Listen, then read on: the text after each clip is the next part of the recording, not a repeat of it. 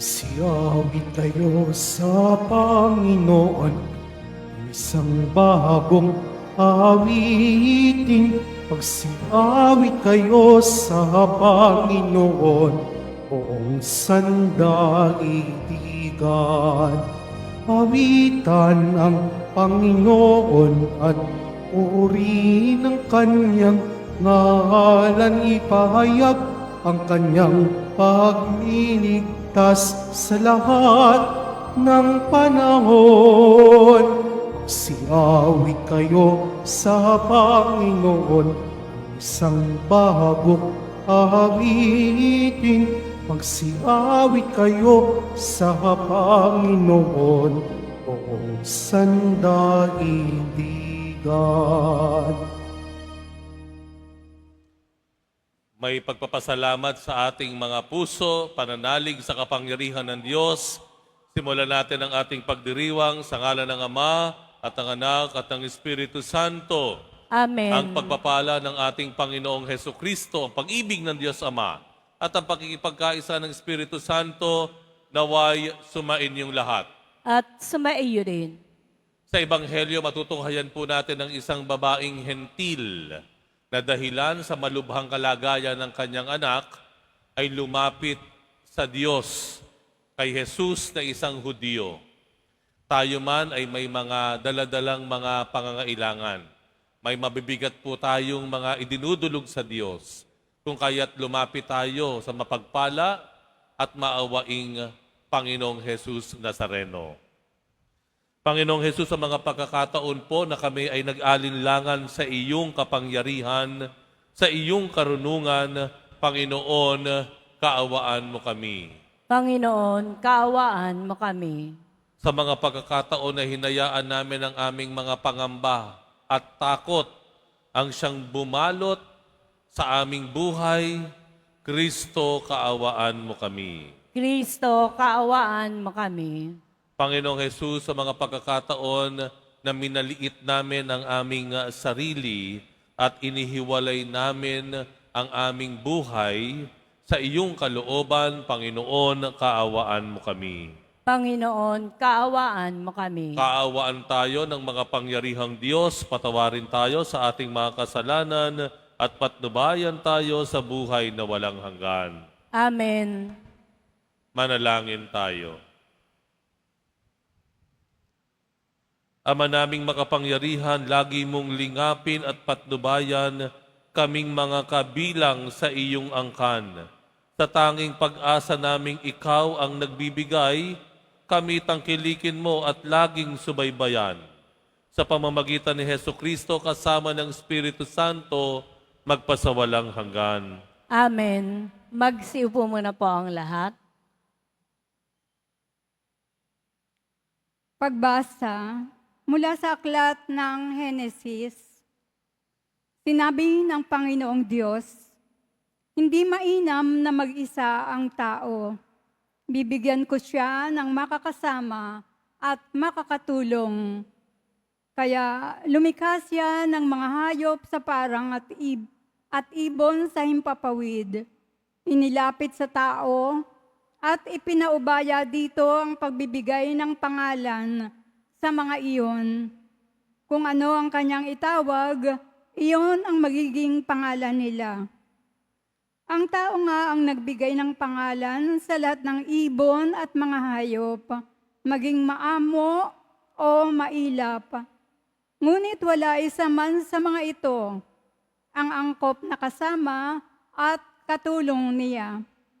Kaya't pinatulog ng Panginoon ang tao. Samantalang nahihimbing, kinuha niya ang isang tadyang nito at pinaghilom ang laman sa tapat niyon. Ang tadyang na iyo'y ginawa niyang isang babae at inilapit sa lalaki. Sinabi ng lalaki, sa wakas, narito ang isang tulad ko. Laman ng aking laman, buto ng aking buto. Babae ang siyang itatawag sa kanya, sapagkat sa lalaki nagmula siya. Ito ang dahilan kaya iniiwan ng lalaki ang kanyang ama at ina upang sumama sa kanyang asawa, sapagkat sila'y nagiging iisa. Kapwa sila hubad, gayon may hindi sila nahihiya. Ang salita ng Diyos. Salamat sa Diyos. Mapalad ang sumusunod na taong may takot sa Diyos.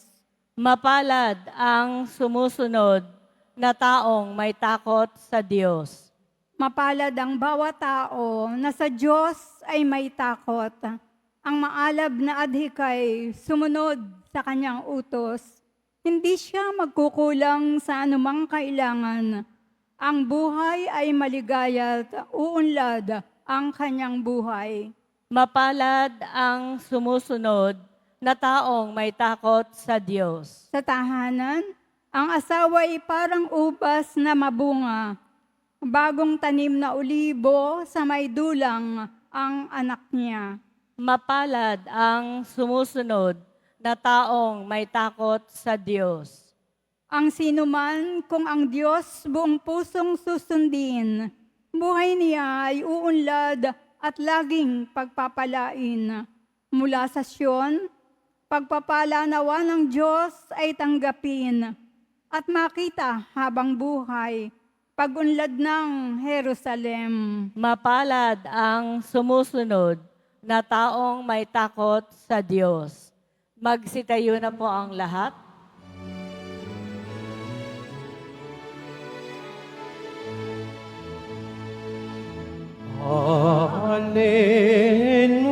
Hallelujah, Hallelujah,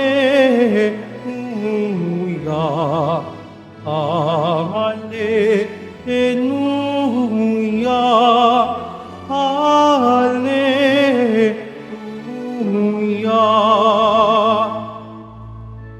Sa kababaan ng loob, dinggin ang salita ng Diyos upang kayo ay matubos. Hallelujah, Hallelujah, Hallelujah, Hallelujah.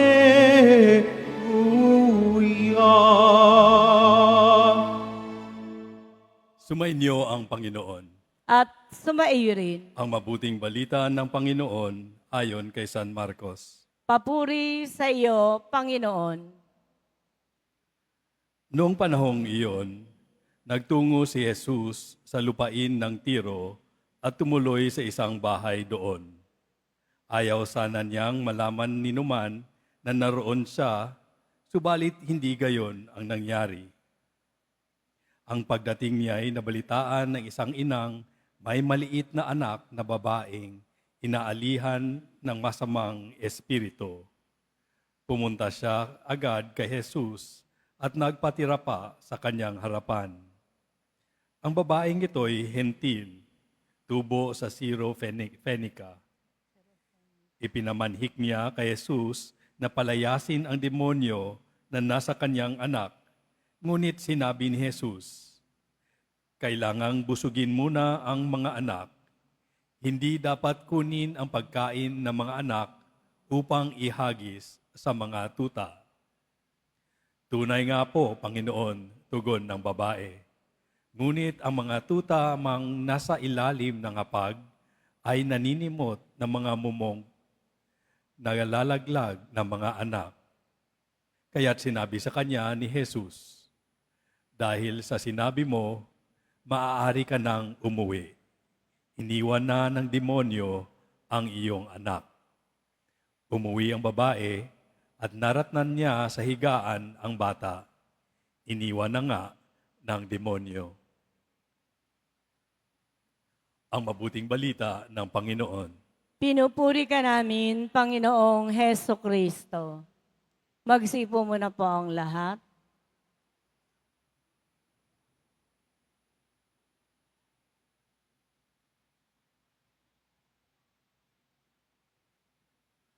Sino po sa atin ngayon ay ang may mabigat na dinadala? Pakitaas ang kamay. Mabigat na suliranin. Sino po dito ang may mabigat na suliranin? Walang trabaho, may sakit yung anak, o yung magulang. Taas nga ang kamay. Kasama na din yung mga wala pang boyfriend hanggang ngayon. Mabibigat na suliranin yung mga ganyan no?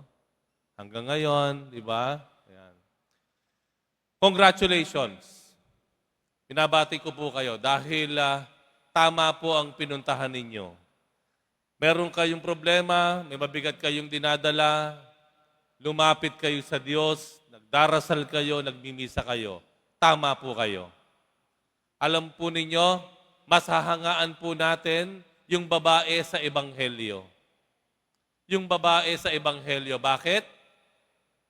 Dahil hindi siya Hudyo, isa siyang hentil. Ibig sabihin po, hindi siya miyembro o bahagi ng pinili na bayan ng Diyos. Kumbaga, second class lang siya. Kumbaga, hiwalay siya. Hindi siya tinuturing na kauri ng mga Hudyo. Pero, bagamat siya'y hentil, kanino siya tumakbo sa kanyang mabigat na problema? Sa isang Hudyo. Sa pangalang Jesus. Tumakbo siya kay Jesus sa kanyang mabigat na problema. Bagamat masasabi natin, hindi siya nananampalataya, pero tumakbo siya kay Jesus na siyang nananampalataya sa iisang Diyos. Dahil mayroon siyang mabigat na dinadala. At iyon ay ang karamdaman ng kanyang anak. Hanga ako sa kanya. Kasi kung tayo, tumatakbo tayo sa Diyos, o Kristiyano tayo, mananampalatayang Katoliko, ang ating takbuhan ay simbahan, pagdarasal, abay, dapat lang po yun. Yun ay inaasahan sa atin. Pero siya, kumbaga hindi Kristiyano, hindi mananampalataya, pero tumakbo kay Jesus sa ating Diyos, masahangaan mo yun. Tama ba? Hahangaan mo yun. Pero ano problema? Ito isang concern natin. Tayong mga Kristiyano Katoliko, bagamat naririto na ang ating Diyos sa piling natin, natatanggap natin sa sakramento, naririto na ang Diyos na makapangyarihan ng ating sinasamba at tinatawagan. Pag meron tayong mabigat na problema, minsan, sa iba tayo tumatakbo. Yung akala mo hindi ka sinasagot ng Diyos, akala mo natutulog ang Diyos, ang bigat ng problema mo, pinanghinaan ka ng loob, kanino ka tumatakbo? Doon sa card, minsan sa kulto, sa black magic, sa mangkukulam. Di po ba? Yan yung madalas sa tinatakbuhan natin sa mga superstition, pamahiin. Nakakalungkot, tayong mga nananampalataya na sa Diyos, kapag may mabigat na problema, hindi siya ang tinatakbuhan natin, kung hindi iba. Ano mga pinupuntahan natin? Kapag may mabigat tayong problema, ang solusyon natin, kapangyarihan, kayamanan, magnanakaw, manloloko. Yun ang tinatakbuhan natin. Pag mabigat na problema tayo, anong tinatakbuhan natin? Kawalan ng pag-asa, awa sa sarili. Kaya minsan ano nangyayari? Sinasaktan natin ang ating sarili dahil hindi natin kaya yung problema. Mas masakit pa, gusto nating maibsan yung sakit na dinaramdam natin, kaya sasaktan natin yung ating sarili. Ang tinatakbuhan natin, yung awa, mali rin po iyon. Ano ang mungkahi ng Panginoon sa atin? 3 bagay din. Kapag tayo ay may mabigat na problema, may dinadala tayo, una, pagdarasal. Prayer. At ano pinakamataas na uri ng panalangin? Banal na misa. The highest form of worship. Sabi ko nga hindi kayang daigin ng 3 oras na dasal ang 1 oras na misa. Pagdarasal. Magsasama-sama tayo, mananalangin tayo. O kaya sa bahay, tawagin mo yung mga anak mo, tayo mga anak, magrosaryo tayo para sa lolo ninyong may sakit. Delikado ang kanyang lagay. Magdasal tayo. Panalangin. Pangalawa, salita ng Diyos. Word of God. Pangahawakan natin yung mga pangako niya na nagsasabi na Ano man ang hilingin ninyo, sa aking ngalan ipagkakaloob ko sa inyo. Kung ang mga ibon na hindi man nagtatrabaho pero kumakain, kayo pa kaya na anak ng Diyos, hindi kayo pababayaan ng inyong Ama sa langit. Di po ba? Panghawakan natin yung salita ng Diyos, the Word of God. At ang pangatlo, kapag tayo may mabigat na problema, lumapit ka sa mga taong pinagkakatiwalaan mo. Mga taong alam mo, may kinikilalang Diyos. Alam kung ano ang mali at tama. Lumapit ka sa community na iyong kinabibilangan. Meron kang organization na simbahan, meron kang community na naglilingkod sa Diyos. Lapitan mo yung tamang tao. Huwag kang dialapit sa taong mismo rin ay bulag. No? Lumapit ka sa tamang tao na alam mo malapit sa Diyos, makapagbibigay ng liwanag o paliwanag at magbibigay ng pag-asa. Approach the right people. Mga tao na alam mo, malapit din sa Diyos, alam kung mali at ang tama. Nawa, hindi tayo tatakbo sa maling solusyon kapag tayo may dinadala. Kagaya nitong babae sa Ebanghelyo, hindi man siya Hudyo, pero lumapit siya sa Hudyo na si Jesus. Inaasahan tayo ng Diyos bilang isang ama na kung tayo may pangangailangan, lalapit tayo sa Kanya bilang Kanyang mga anak. Amen. Magsitayo na po ang lahat.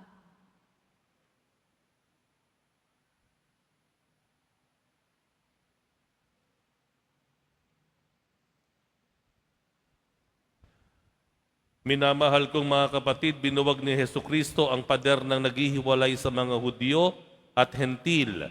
Bilang isang sambayanan ng iisa, bago at walang hanggang tipan, manalangin tayo sa amang nagbubuklod sa atin. Diyos ng lahat ng bansa, pakinggan mo kami. Diyos ng lahat ng bansa, pakinggan mo kami.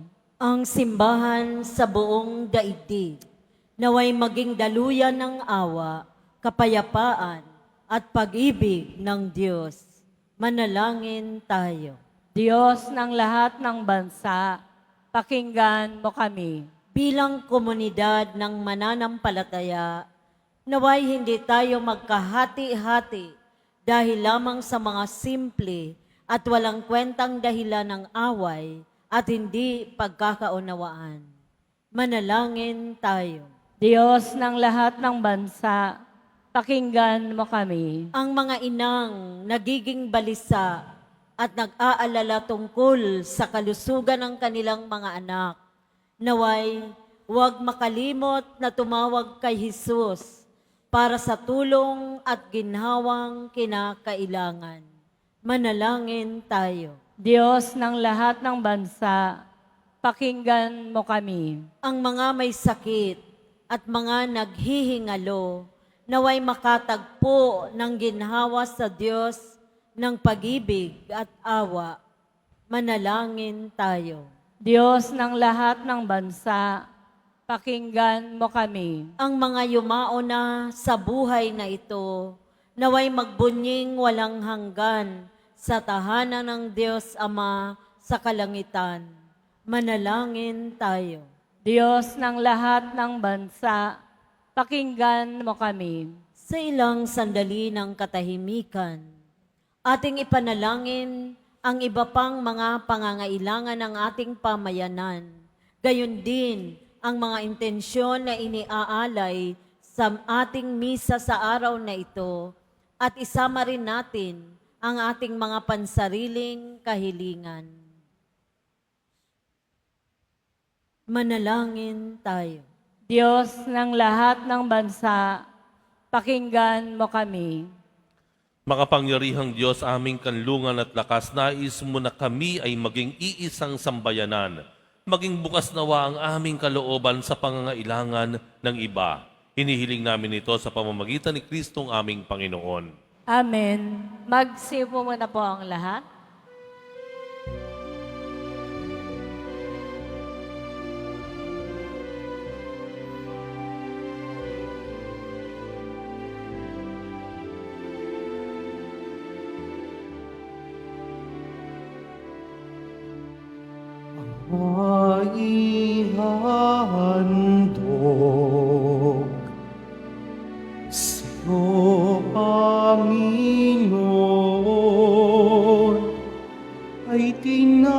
tinapay at alak mula sa aming kamay. Sa iyong kabutihan, aming iaalay ang tinapay at alak sa gisag ng aming buhay. Magsitayo na po ang lahat.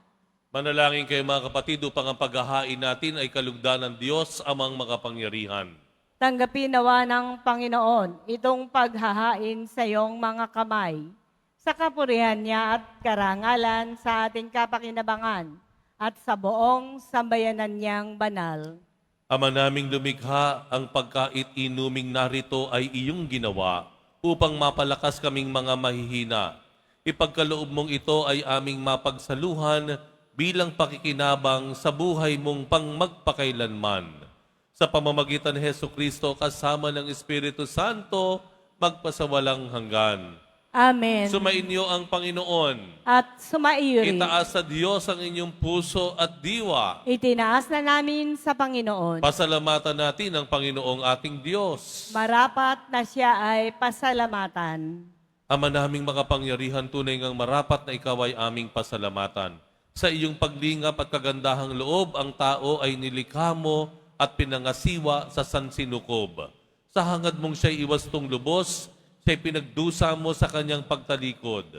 Sa iyong paggiliw, iyong ipinahintulot na makabalik siya sa pamamagitan ni Kristo Jesus. Kaya kaisa ng mga anghel ang sisiawit ng papuri sa iyo, nang walang humpay sa kalangitan, kami nagbubunyi sa iyong kadakilaan. Santo, Santo, Santo, Panginoong Diyos ng mga hukbo, napupuno ang langit at lupa ng kadakilaan mo. O sana sa kaitaasan, pinagpala ang naparirito sa ngalan ng Panginoon. O sana sa kaitaasan, magsilhod po ang lahat. Ama naming banal, ikaw ang bukal ng tanang kabanalan, kaya't sa pamamagitan ng Espiritu, gawin mong banal ang kaloob na ito upang para sa amin ay maging katawan at dugo ng aming Panginoong Hesukristo. Bago niya pinagtiis ang kusang loob na maging handog, hinawakan niya ang tinapay, pinasalamatan kaniya, pinaghati-hati niya yon, iniabot sa kanyang mga alagad at sinabi, tanggapin ninyong lahat ito at kanin. Ito ang aking katawan na ihahandog para sa inyo.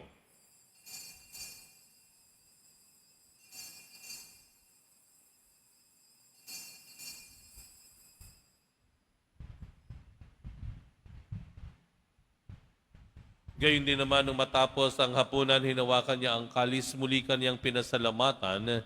Iniabot niya ang kalis sa kanyang mga alagad at sinabi, tanggapin ninyong lahat ito at inumin, ito ang kalis ng aking dugo, ng bago at walang hanggang tipan, ang aking dugo na ibubuhos para sa inyo at para sa lahat sa ikapagpapatawad ng mga kasalanan.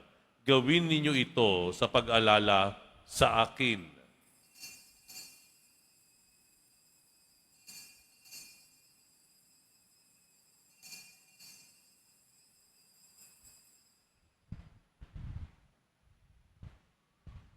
Magsitayo na po ang lahat. Ipagbunyi natin ang misteryo ng pananampalataya.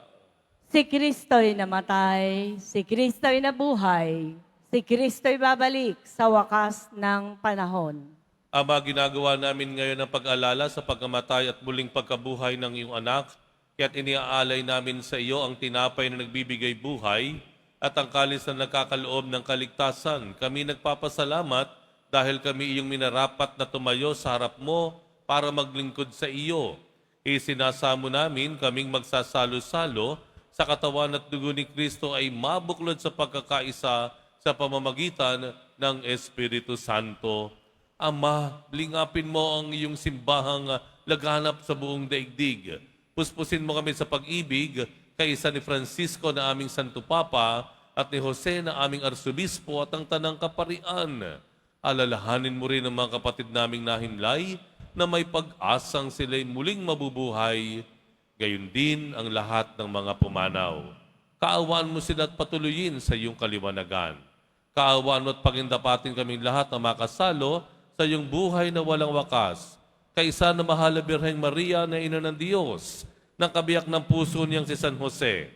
Kaisa ng mga apostol, si San Juan Bautista at ang lahat ng mga banal na namuhay dito sa daigdig ng kalugod-lugod sa iyo, maipagdiwang nawa namin ang pagpupuri sa ikararangal mo sa pamamagitan ng iyong anak na aming Panginoong Hesu Kristo. Sa pamamagitan ni Kristo, kasama niya at sa Kaniya, ang lahat ng parangal at papuri ay sa iyo, Diyos amang makapangyarihan, kasama ng Espiritu Santo, magpasawalang hanggan. Amen. Idalangin po natin ang kaharian ng Diyos ay mapasa atin at ang kanyang kalooban ay magawa nating sundin. Ama namin, sumasalangit ka. Sambahin ang ngalan mo. Mapasa amin ang kaharian mo. Sundin ang loob mo dito sa lupa para nang sa langit. Bigyan mo po kami ngayon ng aming kakanin sa araw-araw at patawarin mo kami sa aming mga sala para ng pagpapatawad namin sa nagkakasala sa amin. At huwag mo kaming ipahintulot sa tukso at iadya mo kami sa lahat ng masama. Hinihiling namin kami iadya sa lahat ng masama, pagkalooban ng kapayapaan araw-araw, iligtas sa kasalanan at ilayo sa lahat ng kapahamakan.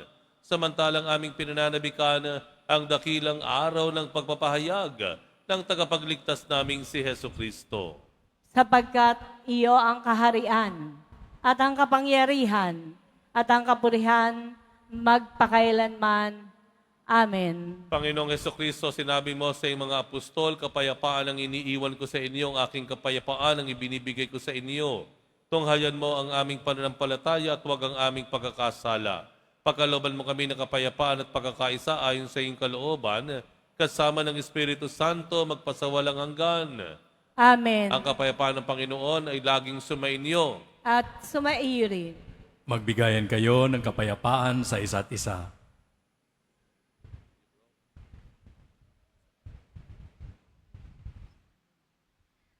Kordero ng Diyos na nag-aalis ng mga kasalanan ng sanlibutan, maawa ka sa amin. Kordero ng Diyos na nag-aalis ng mga kasalanan ng sanlibutan, maawa ka sa amin. Kordero ng Diyos na nag-aalis ng mga kasalanan ng sanlibutan, ipagkaloob mo sa amin ang kapayapaan. Magsiluhod po ang lahat.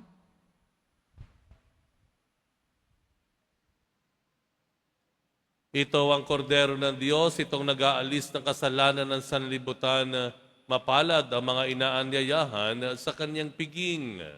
Panginoon, hindi ako karapat-dapat na magpatuloy sa iyo, ngunit sa isang salita mo lamang ay gagaling na ako.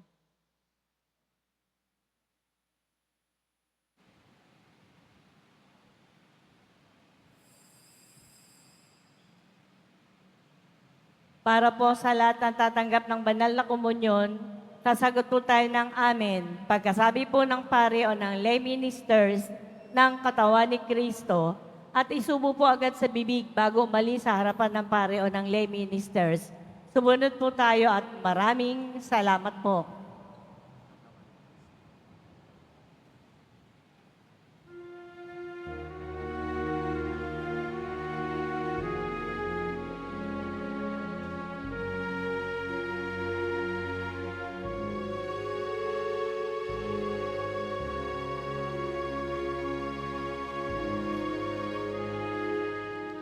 Stay with me, Lord, that I may never forget you. Stay with me, Lord, because I'm weak. Stay with me, Lord, for you are my life with me, Lord, for you are my life. Oh, how I need you, my Jesus, in this night of exile. Stay with me, my Jesus, in the breaking of the bread, the light which disperses all darkness, the force that sustains me, the unique joy of my heart.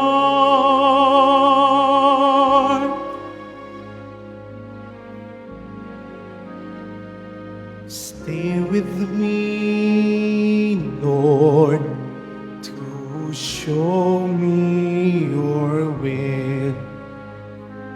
Stay with me, Lord, that I may hear your voice and follow you. Stay with me, Lord, for I desire to love you.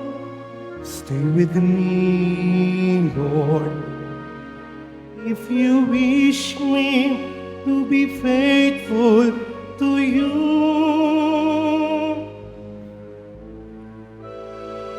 Oh, how I need you, my Jesus, in this night of exile.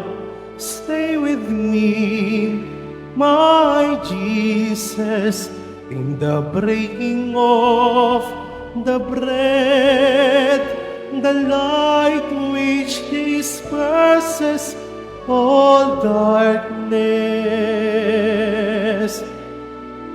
the force that sustains me, the unique joy of my heart.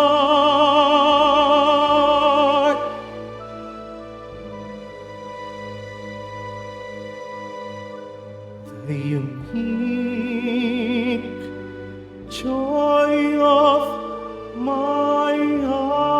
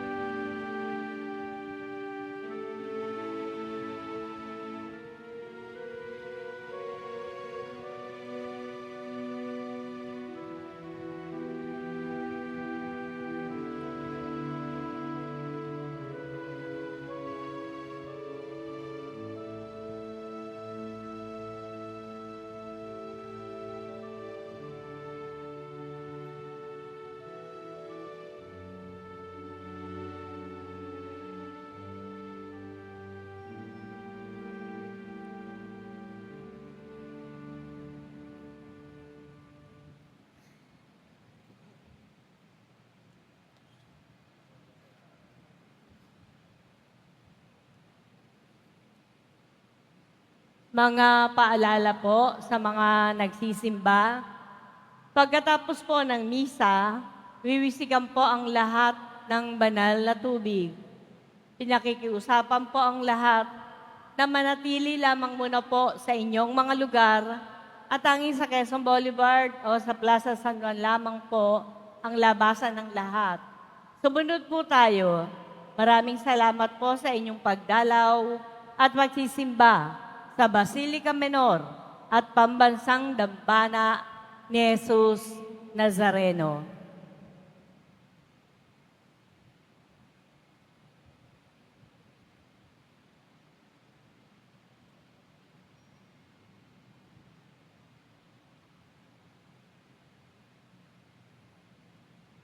Magsitayo na po tayong lahat.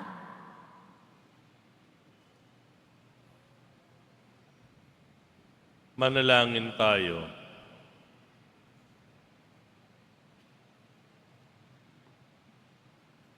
Ama naming mapagmahal, sa pagkait-inuming pagkakaisa ang ibinigay, kami niloob mong makapakinabang. Kaisa ni Kristo kami naway makapamuhay upang makapamunga ng may kagalakan para sa kapakanan ng aming kapwa-tao sa sanlibutan. Sa pamamagitan niya kasama ng Espiritu Santo, magpasawalang hanggan. Amen. Sumainyo ang Panginoon. At sumaiyo rin. Mahal na poong Jesus Nazareno, inihayag mo sa pamamagitan ng krus ang walang maliw na pag-ibig ng Diyos sa sangkatauhan.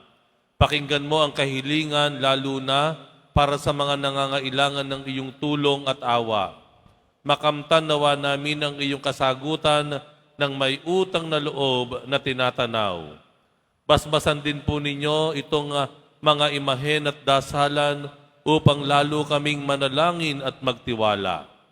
Sa pamamagitan ng bendisyon na ito, naway lalo kaming maging mapaglingkod, masunurin at tapat sa iyo na aming maluwalhating Panginoon, magpasawalang hanggan. Amen. At pagpalain kayong lahat ng makapangyarihang Diyos, Ama at Anak at Espiritu Santo. Amen.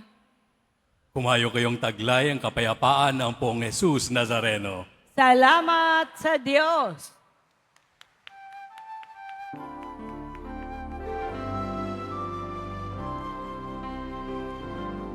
Nuestro Padre Jesus Nazareno, sinasamba ka namin.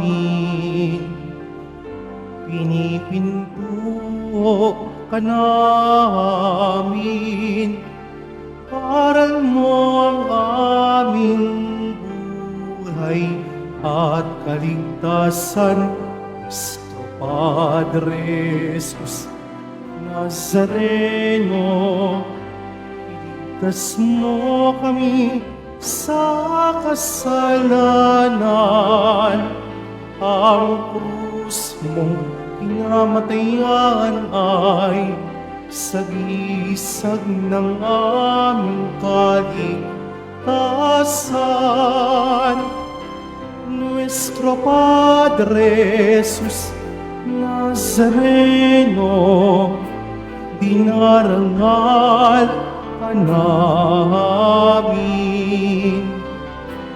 Nuestro Padre Jesus Nazareno, minulwalhati ka namin.